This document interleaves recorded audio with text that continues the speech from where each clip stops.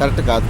ఎందుకంటే మన ఇంట్రెస్ట్గా మనం వెళ్ళాం, మళ్ళీ దొబ్బులాటలు అది ఇది అయిపోయింది. కానీ దాన్ని ఆయనని అది అడగడం పద్ధతి కాదు. ఆయన హ్యాపీగా ఇస్తే సంతోషం. ఓకే.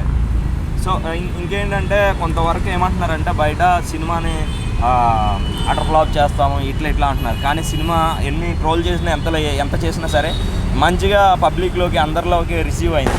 దాని మీద మీ అభిప్రాయం? నేను యాక్చువల్లీ 8 years అయింది నేను ఫిలిం చూడక. నా కూతురు యూఎస్లో ఉంటుంది.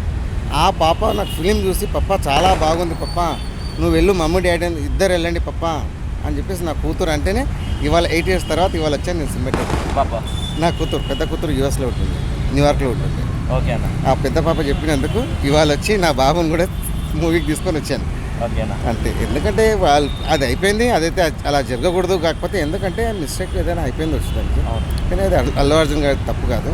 మనమే ఏది ఉన్నా కానీ కొంచెం జాగ్రత్తగా చూసుకొని వెళ్ళాల్సిందే. అంతేగాని ఆయన హ్యాపీగా ఇస్తే సంతోషం. ఓకే. ఒక్కొక్కటి కాదు 2 కోట్లు ఇచ్చినా ప్రాణం పైన అయితే రాదు.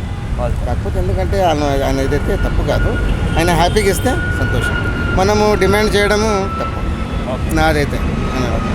Thank you.